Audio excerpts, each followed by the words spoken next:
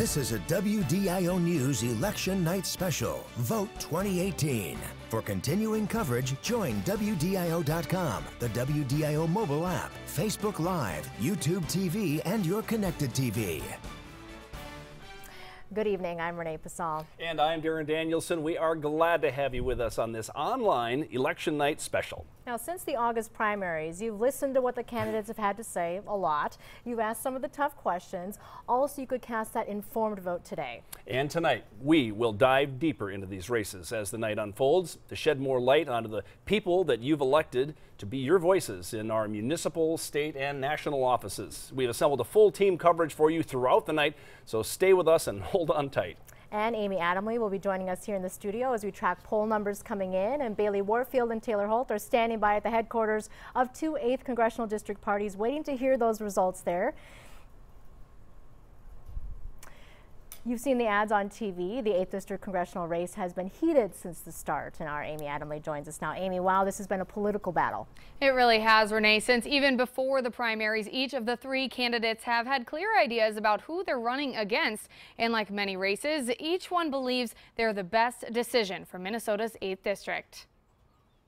The race for the 8th was off with a bang back in August. Republican Pete Stauber and Democrat Joe Radinovich won their party's endorsements, with Ray Skip Sandman getting the nod as the independent's candidate. Off the top, Stauber had no strong candidates running against him, winning the primary with 90% of the votes. We're still going to be laser focused, but a little bit more intense and continuously meeting people across the district. While Radinovich battled through a tougher 5-way primary race, he claimed the DFL victory with 44%. Today, the challenges we face demand a forward-looking vision for our future, and I believe that that's what every election is about. Along the campaign trail, each candidate has tackled several big issues. The 8th District debate in September set off a firestorm of hot topics like health care, eliciting passionate responses from each candidate. The fact of the matter is, health care is not going to be solved by bantering like this. It's going to be solved by the Republicans and Democrats getting together and not caring who gets the credit. Healthcare in this country is a right. There's all these details that need to be worked out with that, and I know it's not going to happen overnight, but that's what I'll be pushing for because it is a basic human right. There are farmers paying $40,000 for health care on the individual market. There are people bargaining contracts, steel workers right now on the Iron Range, who are being asked for concessions because health care costs are rising unsustainably. We have to have a solution in this country for this. And on gun violence, all three agreed change is needed in one form or another. We need to really take a look at not banning guns, but making it by reinstating the 1994 assault weapons ban and machine pistols, and the modifications has put a stop to them. And I support common sense gun reforms because you can be a gun owner and a hunter like I am still today and support those common sense reforms, including universal background checks, ban of bump stocks, ban on high capacity magazines. We have to stop saying and putting a stigma on mental health. Mental health, we have to make sure that we take care of these people who are going through crisis. In the final debate, just 1 week before midterms, the three candidates weighed in on 14 questions, including mineral exploration and if they would support tariffs to resolve trade disputes. It's an indisputable fact that some nations have taken advantage of our trade pacts. It will solve some of the things, but we got to close some loopholes. We need to make sure that not only with the tariffs, but the trade deficits get down to zero or close to it. Other final forum questions included ones about Social Security and immigration. The candidates' stances on gun control have not wavered since the first debate. Renee, back to you.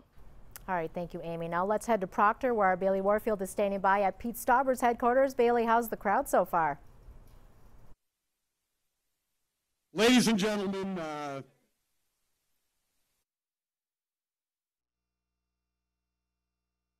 I just wanted to make sure she was here. And offer some remarks to the couple hundred, at least, people that are here.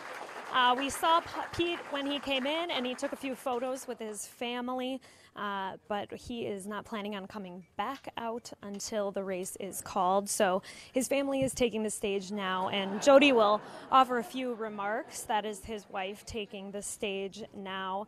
And as Amy just said, there were plenty of opportunities during the several debates to hear from the candidates on the issues. He's also emphasized his support for veterans throughout the campaign, and that's especially because Jody Stauber, who's up there now, served in Iraq. The last couple of days of the campaign, Stauber took one last tour around the district. He called it his 5-day power play. And Jody up there right now is saying that she's got some butterflies in her stomach, but they're very thankful for all of the supporters that are here and for everyone that has helped them along the way. On the tables around here, there's opportunities for people to write a note to Pete if they would like to. Renee will be checking back in throughout the night. Back to you. All right, thank you, Bailey. We're going to head to Taylor Holt now, who's at the Democratic Party for Joe Radinovich. Hey Renee, we're here at the Arrowwood Lodge in Baxter where the party for Joe Radinovich is well underway. Now Joe has not quite made it here yet. We're told he should be arriving within the 9 and 10 o'clock hour, but you can see a room full of supporters, family, people with Joe's campaign team, and you can really just feel the excitement in the room and a sense of hopefulness as the results start to come in. Now I did speak with a couple of supporters who say they are very proud of the campaign that Joe has ran. Now, as we've mentioned, this is one of the biggest races for our area, and it's been an uphill battle for Joe. It seems like it was not that long ago, back in March, that the former state legislator joined the race, battling against 5 Democrats vying for the nomination. In the primary, he's ultimately claimed the DFL victory with 44% of the vote, and he now faces Republican Pete Stauber and Independence Party candidate Skip Sandman. The three debated in multiple issues throughout the course of their campaign. We talked with him in his last debate, and he told us that he was very proud of the campaign that he's run, and he also laid out his stance on some big issues like mining, cuts to programs like Social Security, as well as his support for copper nickel mining in the 8th District and gun regulation. And Renee, we're expecting to hear from Radinovich a little later on when he arrives, and we'll hear from his aunt coming up later in this report. For now, we'll send it back to you. Sounds good. Thank you, Taylor. And we'll be back with much more of your Election Night 2018 coverage, but first a word from tonight's sponsor, Lake Superior College.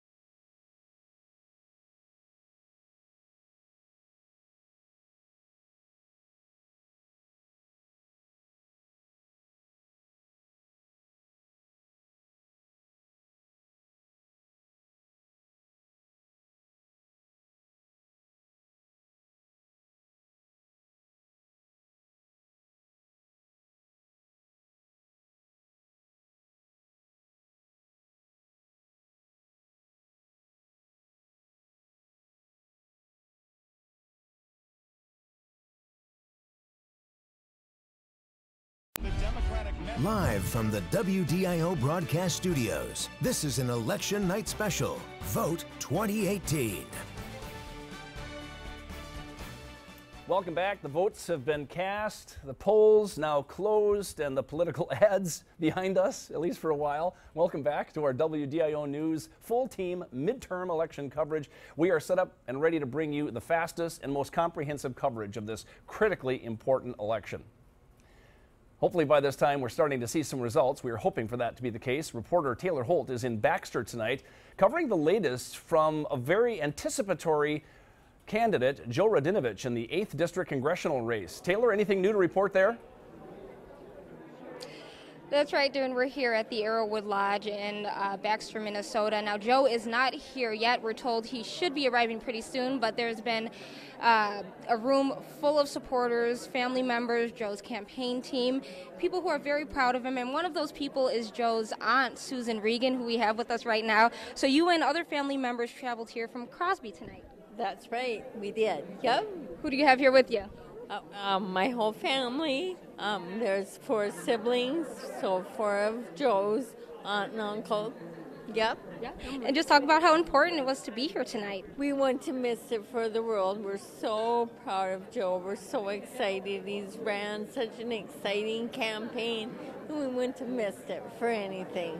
Yeah, and just how has it been to see Joe throughout his campaign trail? You know, we worry about him because he's our family, he's our nephew, and we just want him to stay happy and healthy, but he's 32, he's energetic, and he's got it going on.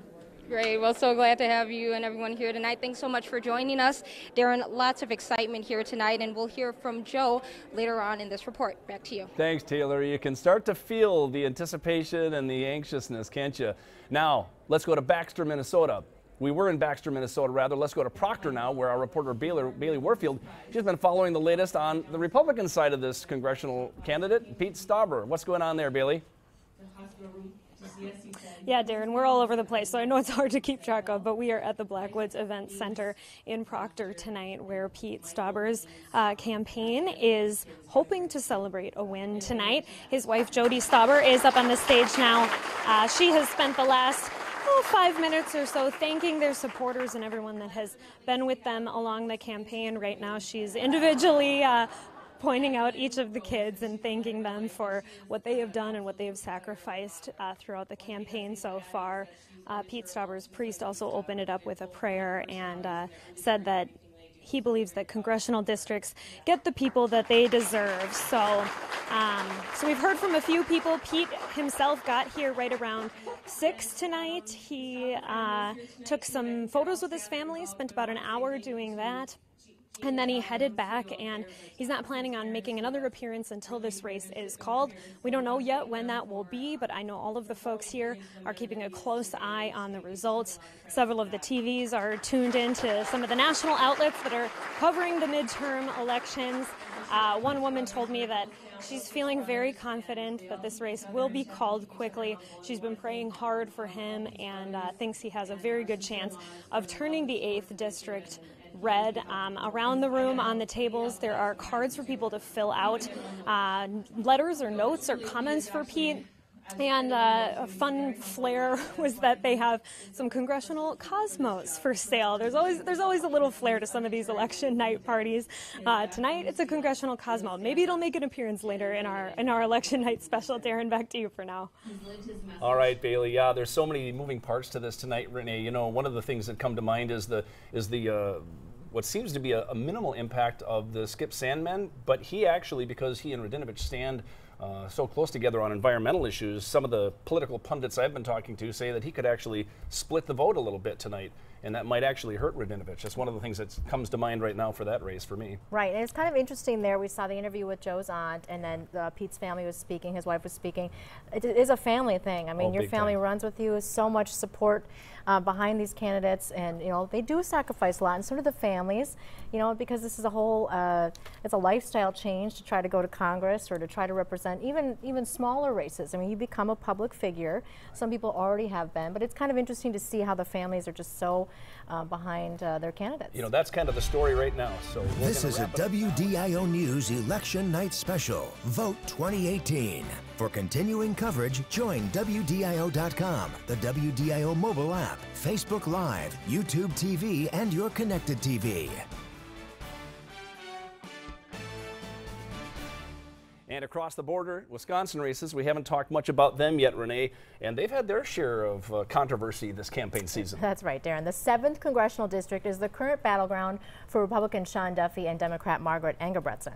Now, in the last election, Duffy beat his Democratic opponent by more than 84,000 votes. This year, Democrats are hoping what is being called the blue wave across the nation will actually lift Engebretson to take the seat, chipping away at that GOP majority.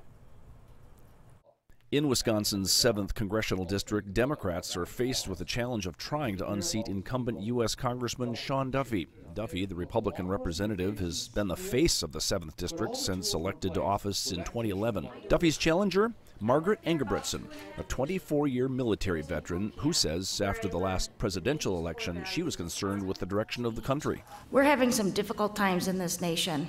Now, in last week's 7th Congressional District debate in Minocqua, the two squared off, and with each question came a strong answer, beginning with Wisconsin's economy. I think the economy is the biggest, most impressive thing that's happened over the last 2 years. I mean, we have in Wisconsin unemployment that's less than 3%. Engebretson says it's time for a change. Something that I'm hearing all over the district is we can get jobs. Yeah, I have 2, but I don't have benefits. And I don't have a living wage. There are full-time jobs everywhere around this community and around this 7th district that workers don't have enough workers to fill. All right, we're going to take a look at our numbers here, and it looks like those might be flipped a little bit, but I believe we will fix that and come back to you. I don't want to speculate, but I don't think Sean Duffy was the bottom one. Right. But anyway. Yes, you know what? We're talking about the congressional race, but the Wisconsin Senate race has been heated as well. Incumbent Democrat Senator Tammy Baldwin is running against Republican challenger Leah Vukmir, and of course we're watching closely for these results tonight as well.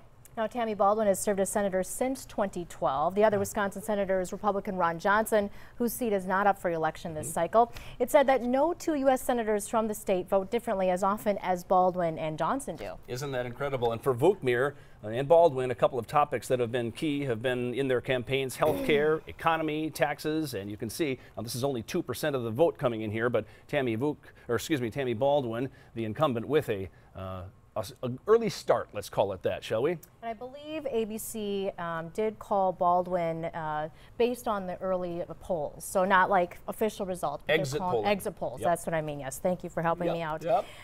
All right, switching gears now. It's an interesting election year for Minnesota as both U.S. Senate seats are up for grabs. You know, that's right. The race to fill the final years of former Senator Al Franken's seat, former Lieutenant Governor and now Senator Tina Smith running against her is Republican State Senator Karen Housley. And in Minnesota's other Senate race, longtime incumbent Democrat Amy Klobuchar facing off against Republican State Representative Jim Newberger. Those are the latest numbers here on the screen. We're going to take a look here. Another ABC exit polling called for Klobuchar to win tonight. And there they are. There's the numbers. But again, only 2% reporting. More importantly, I think, the exit numbers showing that ABC at least is calling Amy Klobuchar the winner. You know, both Klobuchar and Smith have really benefited a lot from statewide name recognition. Their challengers had the task of trying to make names for themselves, really. For sure, that's right. And Minnesotans are voting to stick with what they've known or start fresh with new faces.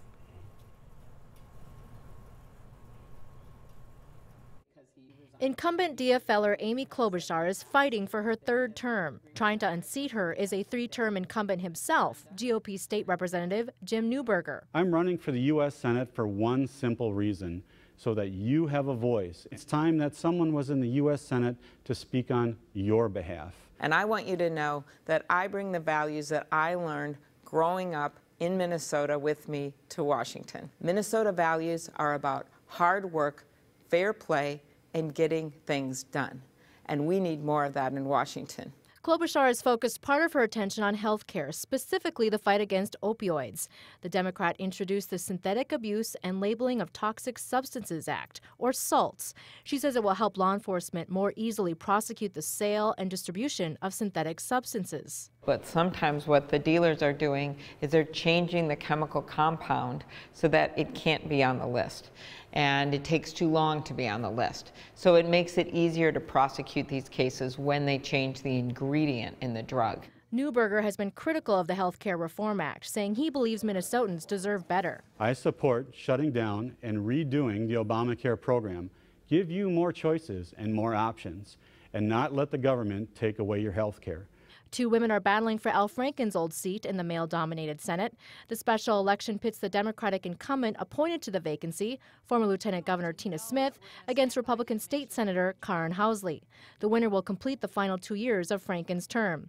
The fight has been heated from the very start. I went to the Senate to work for Minnesota. I worked with Republicans and Democrats to pass the Senate Farm Bill. Work hard, play fair, and do the right thing. Career politicians like Tina Smith don't understand our values. Speaking to a crowd of farmers just after the primary, both candidates had clear but opposite visions of how they'd handle the trade war that has erupted under the Trump administration. What's the plan here? How are we going to get out of this endless round of disputes and into a permanent solution? So when it comes to the trade issue, we've got to be patient, and hopefully the president can get this done sooner rather than later to ease the anxiety that's happening. In a poll conducted by Survey USA last month, Smith was leading Housley by 9 points statewide, but in northeastern Minnesota, just the opposite. Housley had a 10-point advantage. 11% were undecided. And here are the most recent numbers that are now starting to come in tonight. This is the race between Tina Smith, the incumbent, Karen Housley, with only 4%. We only have a little bit of numbers coming in, but as Renee mentioned just a bit ago, ABC News has, based upon exit polling, already declared. Was that one that was declared? No, that was Tammy Baldwin. Tammy Baldwin, Amy Beg your Klobuchar. pardon, that was my mistake. So right now we only have 4% of the precincts coming in. Tina Smith, the incumbent, garnering most of the vote. And Renee, we'd like to also take a second to highlight, we have a lot of races to cover here, local races in the Northland as well.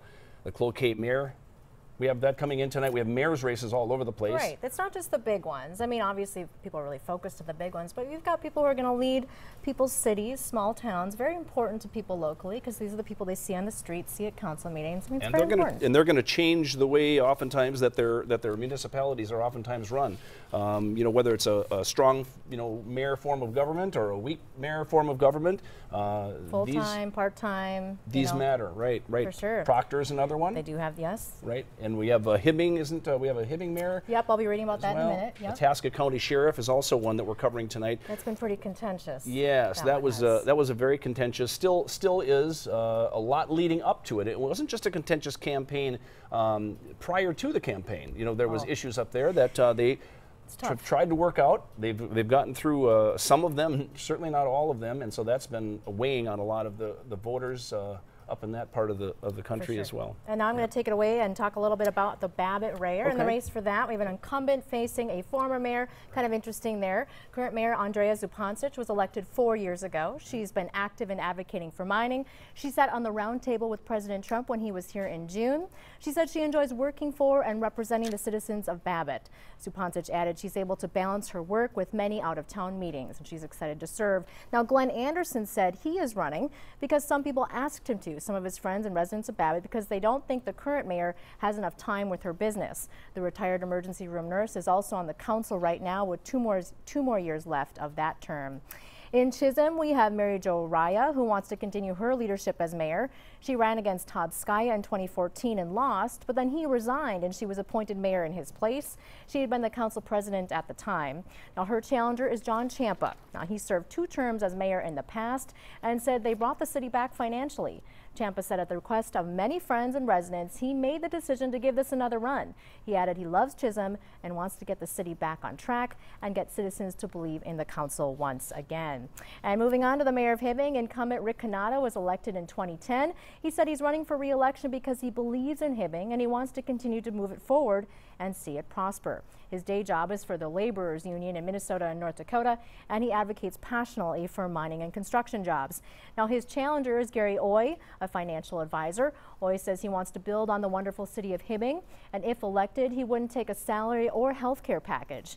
He's been on the Planning and Zoning Commission and Board of Adjustments and Appeals for more than a dozen years, and he wants to bring honesty and fresh ideas to the table. And we are tracking every race we can for you tonight. Keep watch on the ticker at the bottom of your screen. You've been watching a WDIO News Election Night Special, Vote 2018.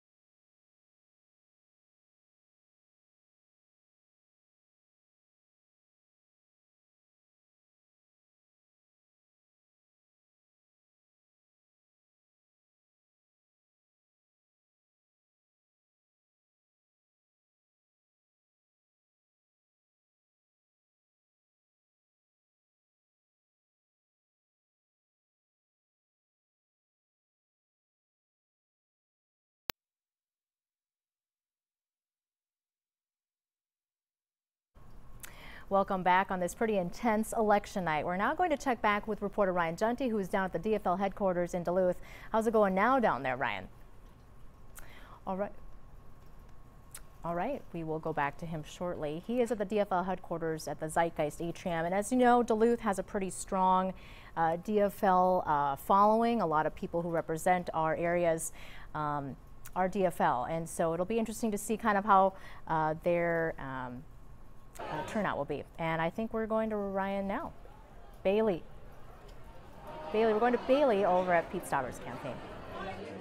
Hey Renee, well we just heard a huge roar go up when the Radinovich and Stauber numbers came across the bottom of the screen here in Proctor at Pete Stauber's campaign party. And standing next to me is one of his campaign volunteers, Marty Chapinski. And Marty, you have a connection with the Stauber family. Tell me a little bit about that. Well, yes, I started up at the Air National Guard base, the 148th, and when Jody volunteered to come in, I got to know her, and when she met Pete and started dating, and so it's progressed over the years. And during this campaign thing, he asked me if I wanted to drive, and actually Sandy asked me. And so that's what I've been doing. The campaign manager, yes. So I've been driving for Pete since. So what's it like driving Pete Stauber around the 8th District? Well, I just turned 70 years old, and I'm learning a lot about politics. It's been awesome. It's been my privilege. It's been an honor. He's the real deal for me, and that's why I volunteer for him. Do whatever I can, and he's pretty comical. How so? Well, he's got 2 cell phones going, he's got a computer, plus he's got his eye on the road, and he lets me know when I'm doing something wrong. So sounds a little like Renee Passal. She does that too. Oh, does she? Yeah, she does. So what do you think his chances are of flipping the 8th red? Say what? No? What do you think his chances are of flipping the 8th District red? I think his chances are excellent. Nobody's worked harder than Pete for this whole campaign. I've been with him a lot, and good responses for wherever we go, and nobody works harder than him. Well, thanks for joining us, Marty. I appreciate it. And much more to come here at the Stauber Camp headquarters for election night here. We'll check back in a few. Back to you, Renee and Darren. I like how I got mentioned at the Stauber party. That was kind of fun. Maybe I can be mentioned at the Radinovich party next. We'll see. All right, now we're going to go to Ryan, who is at the DFL headquarters at Zeitgeist.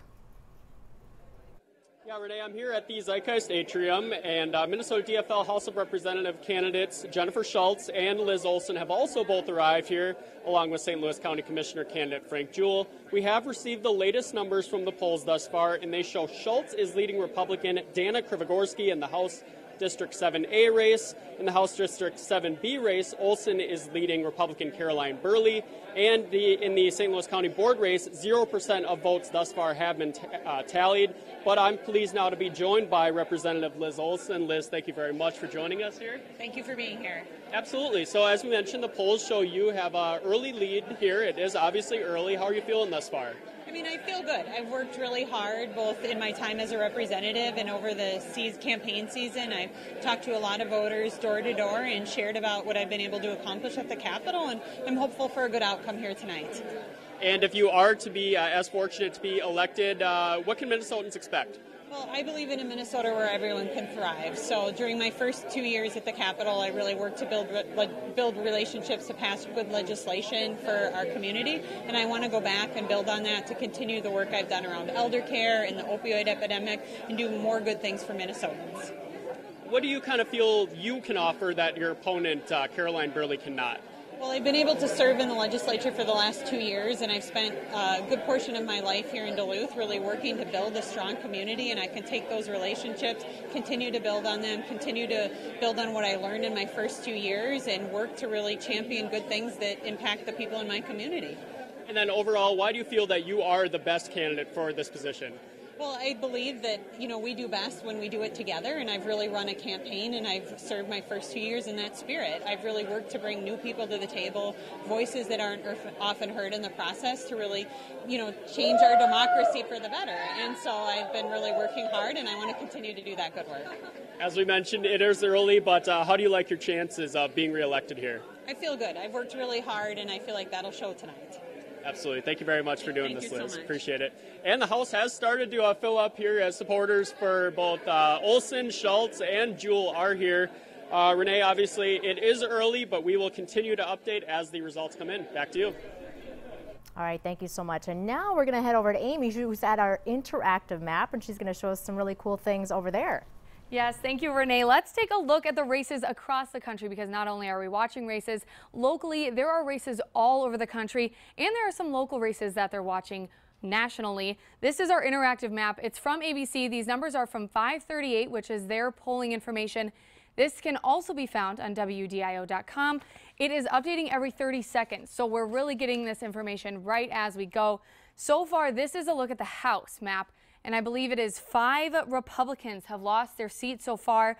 1 in Florida, 1 in Virginia, 1 in Pennsylvania, and 1 in Colorado. I'm not exactly positive of where the 5th one is, but we will keep you updated on that. So as you can see, the dark blue is where the Republicans are gaining their seats. It's kind of hard to tell because it's very small districts, just because it is the House that we're watching right now.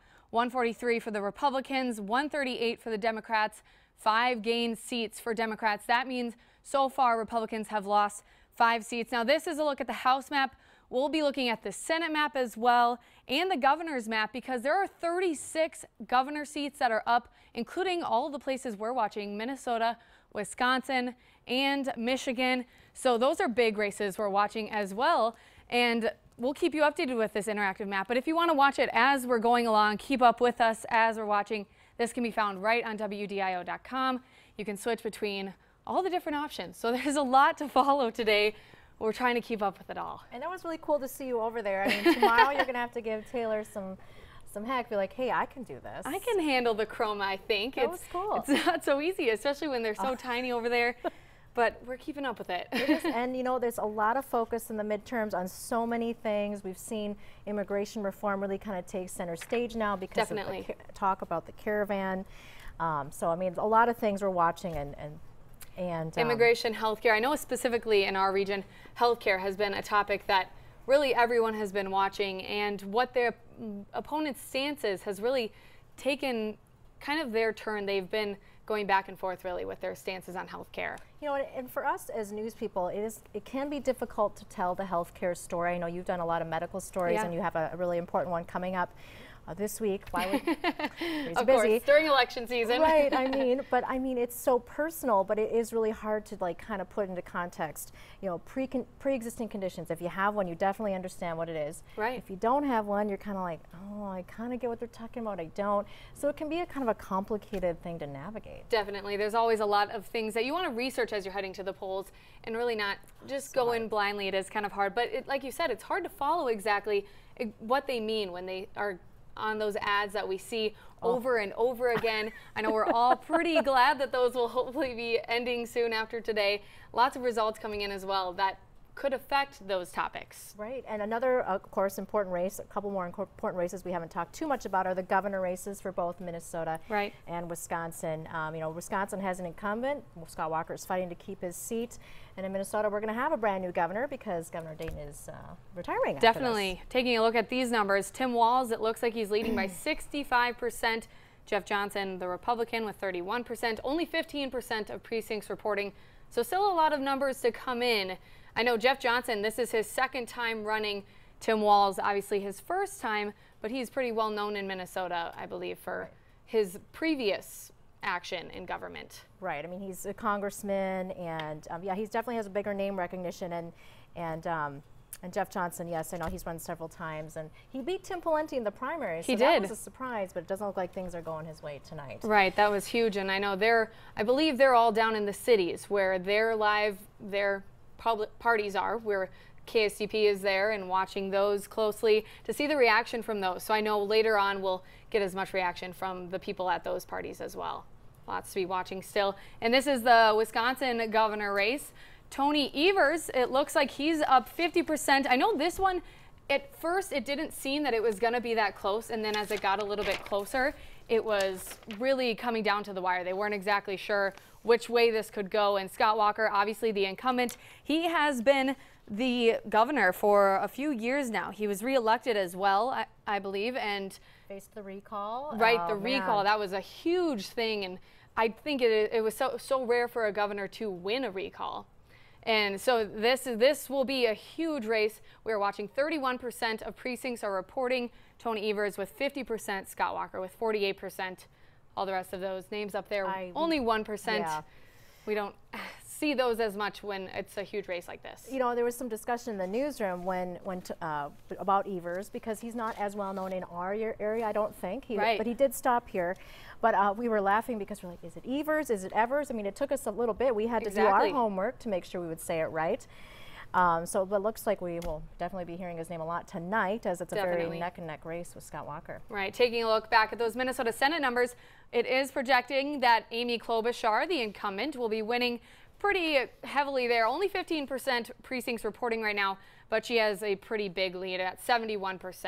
And I believe the ABC News called her race based on exit polls, but we're still looked like she had a strong lead, and that was expected against James Newberger. And now we're going to look at the Smith-Housley race. Again, a very tight race projected. And it looks like, though, Tina Smith still has a pretty good lead with 15% precincts reporting. Now, she is the incumbent. She was appointed to fill the spot after Al Franken decided to leave after the sexual misconduct allegations. Karen Housley, a state senator, pushed really hard, but it looks like things are not going in her direction at this point. But a race that was really looked at as more competitive than the Klobuchar-Newberger. Right. And it looks like tonight, not at this point. It's not super tight. Definitely. And Karen Housley actually recently, she had that overnight campaign. She did that. She started it here in Duluth, I believe, and then she was making stops around Minnesota throughout the night. It seemed like an interesting tactic that she was doing it throughout the night, because I'm not really sure how many people. I know I am up usually in the middle of the night, so you could have been there, except you had to be here. Yes, instead I was here. 18 stops, 48 hours. Wow, 18 stops, and all throughout the night, throughout the day. 18 stops, 48 hours. I know a lot of people have been making those last-minute stops. Even today, I was seeing all over social media, people were knocking on doors, making last-minute phone calls, whether or not it was just thanking people for getting out and voting today, or encouraging people to still get out to the polls today. And it is so tough because, you know, everyone is working so hard for the candidates they support. And at the end of the night, it's kind of like sports, like somebody loses. And I just feel terrible because it's like, because people pour everything into it because they believe so strongly for one candidate or the other. And I mean, you have to admire people even if you don't agree with their issues. So yeah, people are just out until probably 7:59 knocking on doors, even though, you know, it's almost over at that point. Right, and then this is what we wait for. They were months they pour into this, and it all comes down to a few hours tonight where we're sitting here, we're just waiting as the results are coming in, and we'll be covering all of this, waiting for more results and bringing you guys the latest as soon as we can. But first, a word from tonight's sponsor.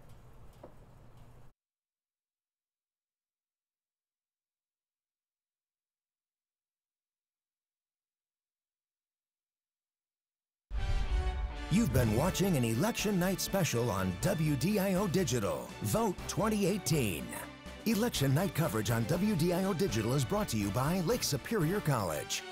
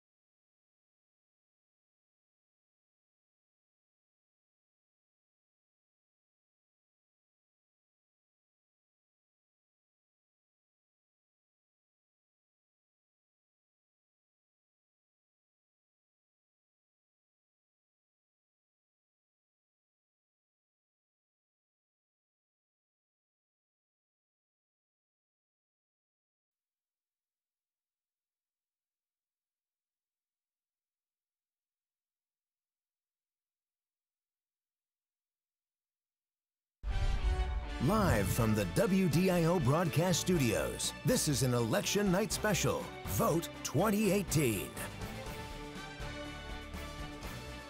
And welcome back. As we continue our team coverage on the election, our reporter Ryan Junty has been getting more information on tonight's events down at the Zeitgeist. Hey Renee, things are going pretty well down here at the Zeitgeist Atrium. As you can see here, it's a pretty packed crowd here. Both the DFL Minnesota House of Representatives candidates are here, along with St. Louis County Commissioner candidate Frank Jewell. And it looks like things are also starting to take shape in the polls as well. They closed just about an hour ago now, and taking a look at the numbers from the polls, Schultz is leading Republican Dana Krivogorski in the House District 7A race. In the House District 7B race, Olson is leading Republican Caroline Burley. And in the St. Louis County Commissioner's race, 0% of the vote has been tallied. But I'm pleased now to be joined by Representative Jennifer Schultz. Jennifer, thank you for joining us here. Yes, nice to be here. Absolutely, thank you. So taking a look at these latest numbers, it shows you are leading with about 50% of the vote tallied thus far. How are you feeling? I'm feeling pretty good, pretty optimistic. I'm more concerned about flipping the House, so I'm looking for those results. Why do you feel that you're the best candidate for this position? Well, I think the number one issue this year was health care, and as a healthcare economist, I'm looking forward to making some real impact on healthcare reforms to make sure everybody has affordable health care. What can Minnesotans expect if you are to be elected then? Well, right away in January, we need to finish what we didn't accomplish last session, and that's the sales tax for Duluth so we can fix our roads and bridges. It is healthcare reform, and to make sure we get all of our bonding projects accomplished, and looking at new initiatives for funding roads, new sources of revenue.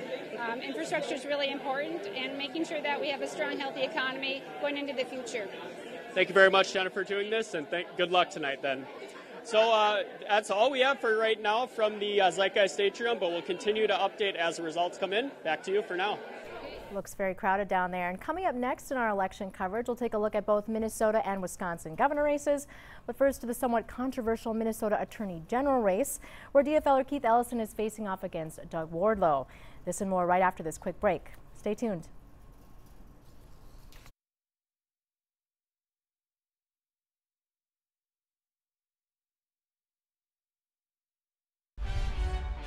This is a WDIO News Election Night Special, Vote 2018. For continuing coverage, join WDIO.com, the WDIO mobile app, Facebook Live, YouTube TV, and your connected TV.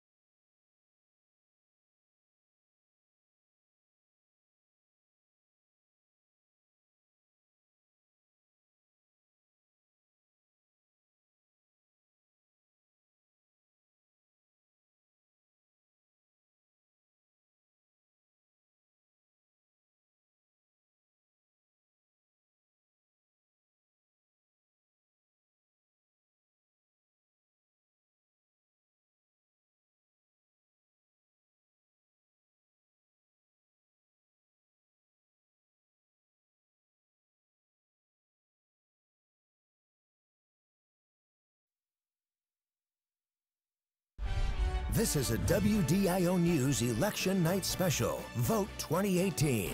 Election night coverage on WDIO Digital is brought to you by Lake Superior College.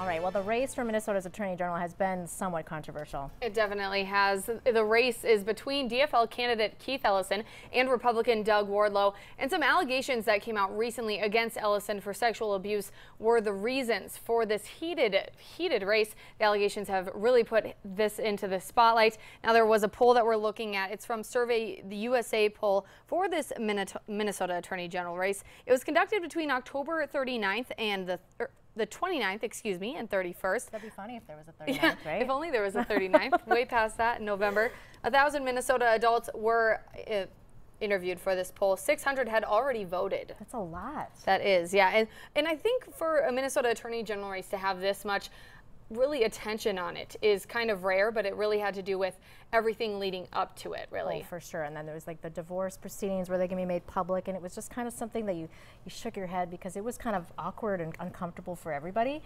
But you know, there was no incumbent because Lori Swanson decided not to run again because she was going to run for governor, and she ran with Rick Nolan. They didn't make it past the primary, so now it's like all this attention. So anyway, Ellison did gain a lead on Wardlow. But I mean, it kind of depends on what's happening now. Do we have any numbers on the Wardlow and the Ellison race? Maybe we have some of those.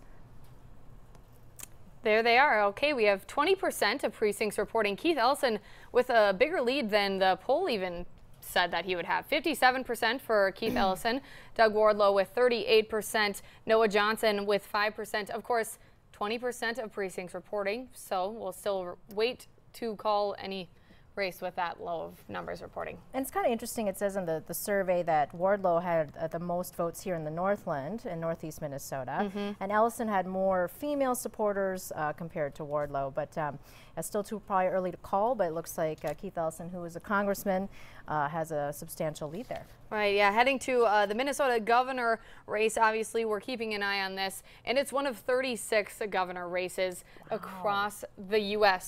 So many races that we're watching nationally as well, because that'll be a big deal. And like you mentioned earlier, we will have a new governor in Minnesota no matter what, because Dayton is retiring. There is no incumbent this time, and so Tim Walz, the Democratic nominee, and Jeff Johnson for Republican. It was looking like Tim Walz has the lead pretty steadily now, 21% of precincts reporting, 61% for Tim Walz. Jeff Johnson with 36%.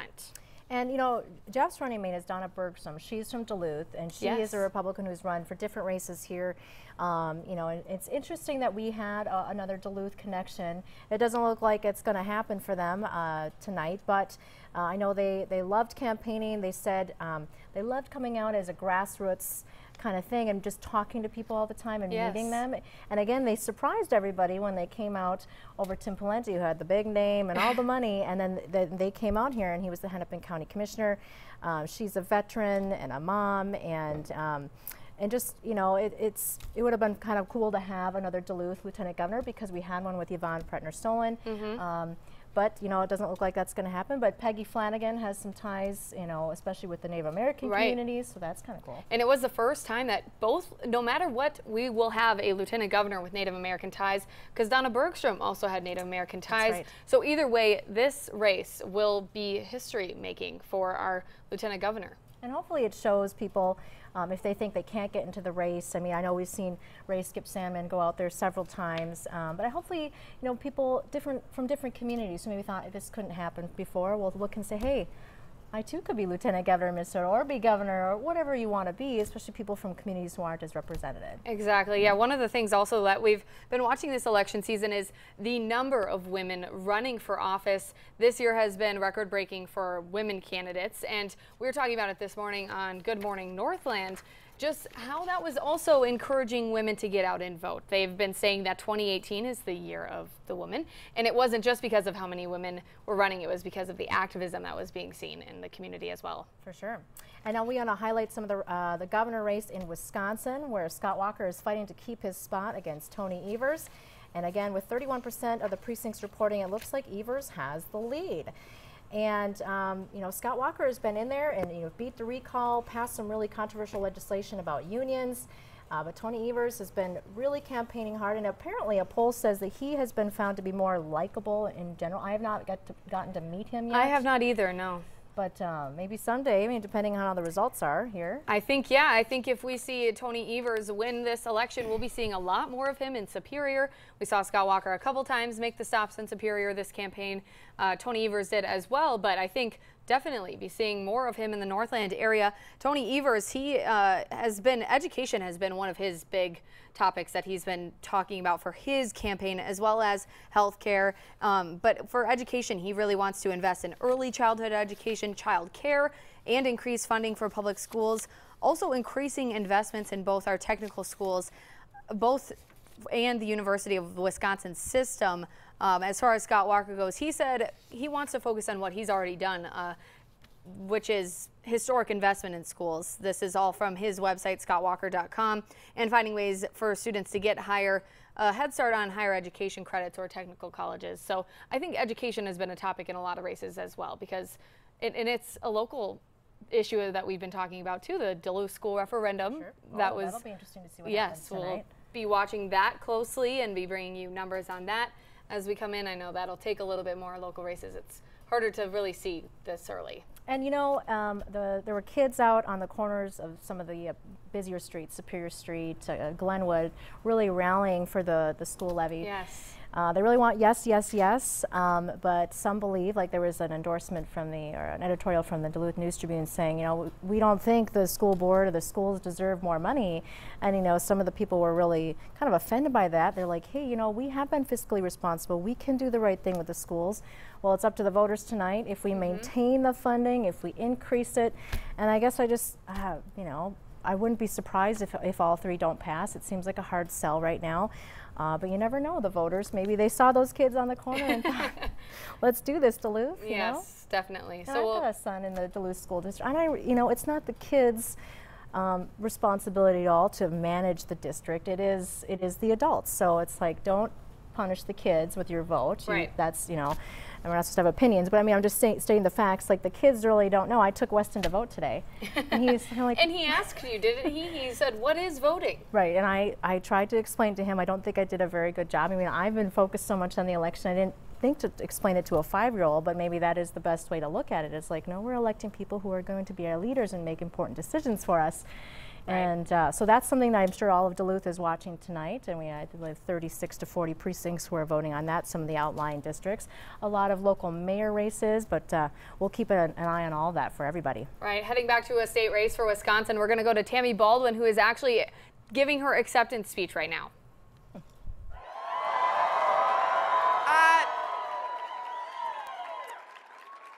Across our state, Democrats, Republicans, and independents sent a loud and clear message. They wanted a senator who works not for the special interests, but someone who works for you. Yeah, come on! Now, this has been an incredible journey, one that has showed me the best that our state has to offer. I've seen workers put that Made in America label on things that we make right here in Wisconsin, on manhole covers at Neenah Foundry, on engines at Fairbanks Morse and Beloit, on ships made in Marinette at Marinette Marine, and on specialty trucks made in Oshkosh to protect our troops overseas. And I've been inspired by the entrepreneurial spirit of our small business startups working to create jobs, and the work ethic of those in apprenticeships building a better future for themselves. And believe it or not, while I've had my fair share, I still haven't had enough made in Wisconsin cheese, brats, and beer. So everywhere that I've gone in our beautiful state, I have been moved by the goodness of our people. We hold a deep commitment to community, neighbor helping neighbor, and in Wisconsin, we believe that we're all in this together. And that's what this campaign has been about. For us, it wasn't simply a political fight. It was a fight about doing what's right.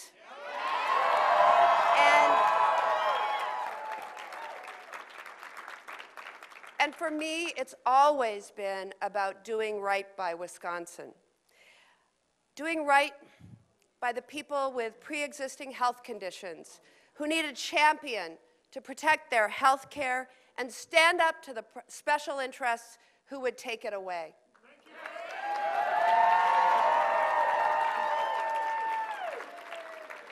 Doing right by our dairy farmers who work hard to carry on a proud Wisconsin tradition, and they need better trade deals, not trade wars. Doing right by our workers, by respecting the dignity of hard work and rewarding it by giving workers a stronger voice and a seat at the table. Doing right by our manufacturers because America needs to buy what Wisconsin makes. And that's why I'm going to continue to work on Buy America reforms to move our made in Wisconsin economy forward. And it means doing right by our veterans.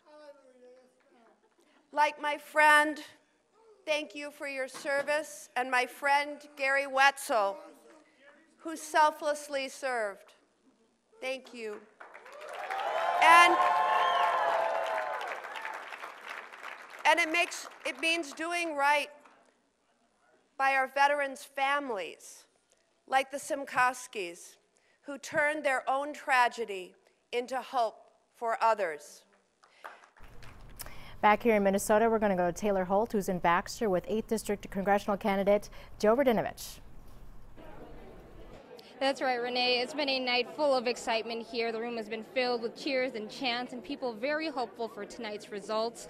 Joe got here around 8:30 tonight, and he's been talking with supporters all day, and we'll actually hear from him right now. Joe, the night is finally here. How are you feeling? We're relieved to get to this point. It's been a lot of work along the way, but we're eagerly anticipating the rest of the results to come in tonight. We're seeing a few precincts, and we've got reports that Duluth is holding at about 65% in favor of us, which is a number that we think we need to win. So we think it's going to be a long night here, so we're going to continue to wait it out. Yeah, it's been a campaign of ups and downs. Just talk about how you feel the campaign that you ran has went. Yeah, well, I think our campaign has been positive, focused on the issues like protecting Social Security and Medicare, making sure that everybody has access to affordable health care. But what's happened is that $7.1 million has been spent in just negative ads against us by independent groups unaccountable to the voters of this district. And I think that what people are seeing is that when one single billionaire can be responsible for the millions of attack ads against us, that's not good for democracy. And so in response to that, we've had hundreds of volunteers across the district step up and go out and talk to their neighbors about this race. And that's probably one of the only reasons that this will be close. Yeah, and throughout the campaign you weighed in on multiple big issues affecting people in the 8th District. What is this election about for you? Well, this election is about what it's always been about for me, which is people like those in my family, people who come from places like Crosby, Ironton, or other parts of our district, who are working hard and who need to have access to basic things like affordable health care, college affordability, access to child care. And I really think, again, that we're done a disservice when we have the corrupting influence of secret money in our political system the way we do. Yeah, and how close of a race do you think this is going to be?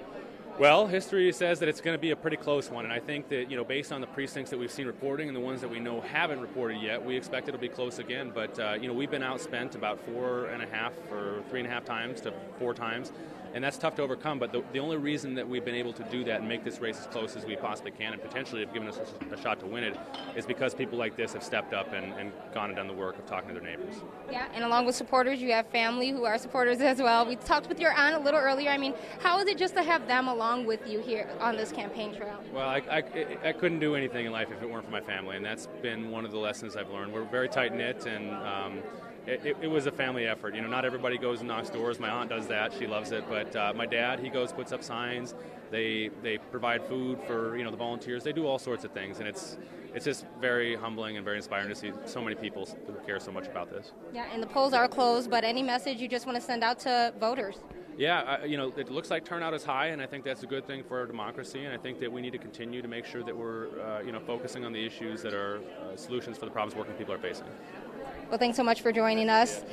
Renee, still a long night ahead, as you heard. We will hear from Joe later on in our 10 o'clock news. Back to you.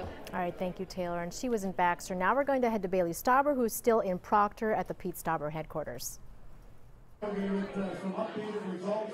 Well, just to give you a little flavor of what's going on here in Proctor, there are bowls of these little M&Ms all around with some of the appetizers that they've had out. Some of them say Pete, some of them have American flags on them, some of them say Stauber. And that cheer that you just heard is the numbers for the Radinovich Stauber race going across the screen here. Stauber's still in the lead, and so people are excited about that, of course. A little more flavor at the bar tonight. They're serving Congressional Cosmos. Thought that was a nice touch, and obviously these folks are very jazzed. They're optimistically hopeful. They're optimistic about tonight. They've been working. Been working hard since Stauber announced back in July 2017. So it's been a long road to get to this night. I know a lot of people here tonight have some butterflies. One of those people that maybe has a few butterflies in his stomach is St. Louis County Board candidate Jim Booth, who is with us tonight. So this is your second go-around running for the board. How was the second round different for you? It's a lot different. I had the Duluth News Tribune endorsement. Duluth BizPac endorsed me. I had the college Republicans out knocking doors for me. I had ladies just dropping lit for me. It was kind of fun. My wife, without her support, I wouldn't be able to do this. She gave me two challenges this year. One is to run a positive campaign, which I think I've done a really good job at. And two, I couldn't use any of our own money. Fair enough. I can appreciate that. It's so important to have family involved. And so talk a little bit about how you sort of grow that campaign over time. Well, when I first ran 4 years ago, my wife and I were in my campaign committee. Like I said, this year there's a lot more people involved. It's a group experience this year. It's a lot better this year. I think with the Duluth News Tribune endorsement, with Duluth BizPac endorsement, I think that's going to go a long way to victory for Booth for Duluth. And I know you're anxious to get some numbers in because you haven't seen any of your own numbers. No, we haven't. It's driving me nuts. It's been an hour and about 15 minutes, and there's no precincts reporting yet. Well, I'm sure they'll be in soon, and you said that you started out helping Pete Stauber on his campaign, and then you went your own way. And so what do you think the chances are that the 8th District will go red? I believe the 8th District is red. I'm not going to go red, so we made Minnesota red. Great. Well, thanks so much for joining us, Jim. Thank you very much. Have a good day. I appreciate it. Thanks, Jim. And so a few other candidates here tonight. Jim Booth, who you just heard from. Pete Stauber, of course, is here, but he hasn't made an appearance since the very beginning of the night. He arrived right around 6, took some photos with his family, greeted a few of the supporters, but he went away before most of the people got here tonight. He will come out, obviously, once the race is called. For now, I'll send it back to you. All right, thank you, Billy. Now we're going to go back to Amy over the interactive map. A lot of things going on nationally. There really are, and a lot of these things going on nationally. Also, there's some Minnesota races that we're watching really closely, not necessarily in our area, but this is a look at the House race, which is so far 11 Republicans have lost their seat. As you can see, it looks very red, but it's really hard to tell, but there are some blue spots, some darker blue spots, and that is where a Democrat has gained a seat. And so far that they've happened in Minnesota, 2 in Pennsylvania, 1 in Florida, 1 in Kansas, 1 in Virginia. So the one in Minnesota that has already, that ABC is predicting is in Minnesota's 3rd congressional district. Very hard to tell. It's very tiny, but it's Republican incumbent Eric Paulson who they're saying that he lost to Democrat Dean Phillips. So this is huge that we're watching the Congress. There was a lot of seats up for grabs. Well, all the seats are up for grabs, of course. But you can see this on our website, WDIO.com. It's interactive. It updates every 30 seconds. This is all from ABC News, though. So not only are we watching these races here, we're watching a lot of races nationally, including the Senate races. You can see the Senate races on the interactive map. You can see the governor races. There are 36 states up for governor, so a lot of states could potentially have new governors or an incumbent getting reelected. We'll see a new governor here no matter what in Minnesota and in Wisconsin. It'll be really interesting. We're watching that race very closely. Tony Evers was leading earlier. We'll see if Scott Walker makes a late comeback. Right, and it's hard to tell because it's, some races it never changes. Even if you've got a slim lead, you keep it all night. Exactly. But then, like what happened with the Kravac-Oberstar race in the 8th District Congressional, I can't remember what year it was, but all of a sudden, Congressman Oberstar went to bed thinking he had won. All of a sudden, like 4 in the morning, it was Chip Kravac who had won. So, I mean, there's just some things you can't guess early on. And there are so many races here in the Northland and like nationally that are razor thin margins, they were saying this year. So this is a huge midterm elections. We're seeing record number of voter turnout in Wisconsin. I know they had a record number of early voting, which was huge. They said the new record for midterms in Wisconsin, topping the 2014 numbers, nearly 378,000 absentee ballots casted. Well, and I know our manager, John, he decided to vote early. And I mean, it was something I thought about, never made it, just went to the polls today. It was fine. But I mean, maybe next time. Yes, yeah, because I know on the last day it is hard on election day, but when you have the option to vote early, it makes it a lot easier. We'll be watching all of these election results very closely. And we'll be back again soon. You've been watching an election night special on WDIO Digital. Vote 2018. Election night coverage on WDIO Digital is brought to you by Lake Superior College.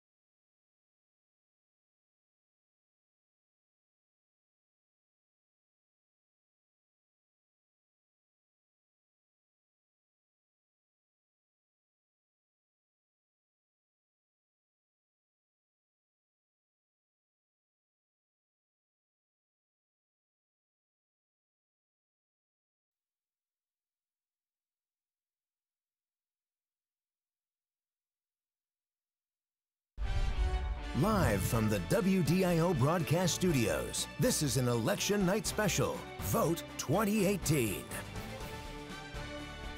Welcome back. As we come to a close in our election coverage special, we're getting near our final results in the 8th district race. DFL candidate Joe Radinovich and a Republican candidate Pete Stauber are the focus now, and the race has been tense as we've been talking about all night. Let's check in one last time with our reporters Bailey Warfield and Taylor Holt. First, let's head over to Bailey. Bailey, what's the mood look like over there? I know we're winding down. How's it feeling? Welcome back to Blackwoods Event Center here in Proctor, where this room is still buzzing. It started filling up right about 6 o'clock. A lot of the Stauber family members showed up then. They had a photographer here to take some photos of all of them, and it's just steadily gotten more full and louder in here, especially as numbers are beginning to come in and as Stauber is retaining his early lead so far. We heard a few comments from Pete Stauber's wife, Jody, early on in the night, just after polls closed. She went on to thank everyone that has helped them throughout this campaign, and she called out each of her children to thank them for some of the sacrifices that they've made. She joked during that speech that Pete Stauber is the happiest when he can talk to the most people possible in one day, and she said that's why she doesn't bring him to the grocery store anymore, which got a laugh out of the crowd here, absolutely. They're closely watching the poll numbers here and cheering every time the Minnesota 8th comes across the screen. We just saw the projection that the Republicans will retain control of the Senate. That got a cheer out of the crowd here as well.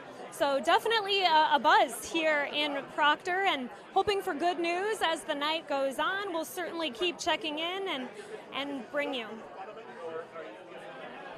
All right, thank you for that, Bailey. And let's head over now to Taylor Holt, who is in Baxter. Taylor, how's it feeling there? Actually, we will be hearing from Taylor later in our 10 o'clock news. And as we mentioned, the 8th Congressional District race has been a heated one. The entire country has been watching our region very closely. Here's a look at the numbers we have so far from the 8th District. 19% of precincts reporting. Pete Stauber with a pretty hefty lead right now, 57%. Joe Radidovich with 39%. And Ray Skip Sandman in the Independence Party with 4%. Again, these are the numbers for the 8th District so far. Only 19% of precincts reporting, so we'll of course be continuing updating you throughout the night, and coming up in our 10 o'clock news, we'll have much more from Bailey and Taylor at the Radidovich and Stauber campaign parties in our 10 o'clock news. And we're going to go ahead now to our Wisconsin 7, the latest elections from the 7th District in Wisconsin. This is a very, very tight race.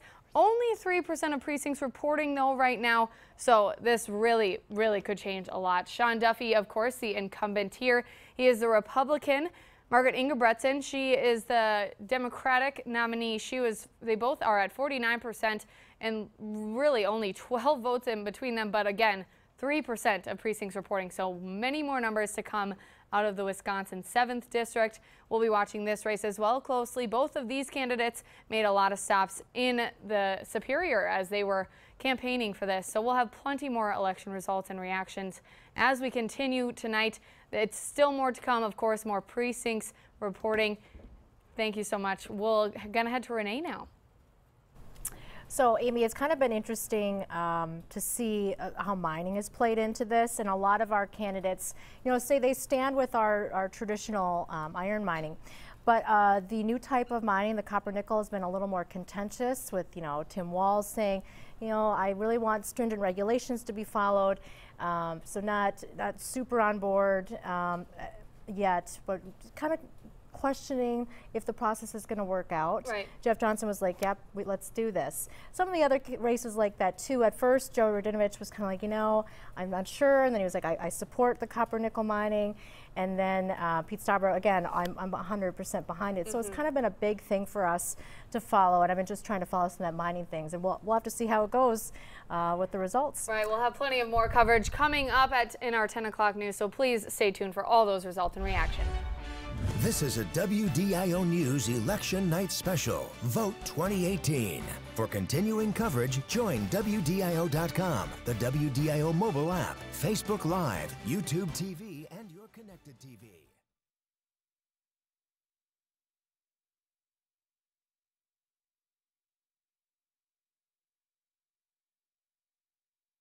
Thank you again for watching our election special coverage tonight. There is so much more to come. I know we've only had some precincts reporting, so we'll be watching these numbers throughout the night.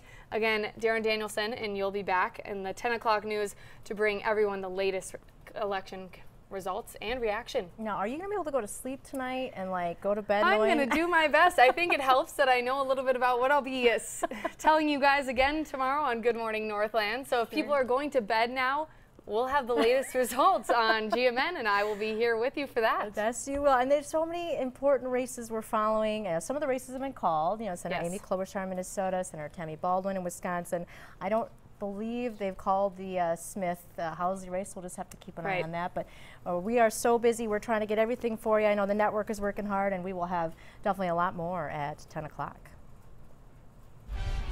You've been watching an Election Night Special on WDIO Digital, Vote 2018. Election Night coverage on WDIO Digital is brought to you by Lake Superior College.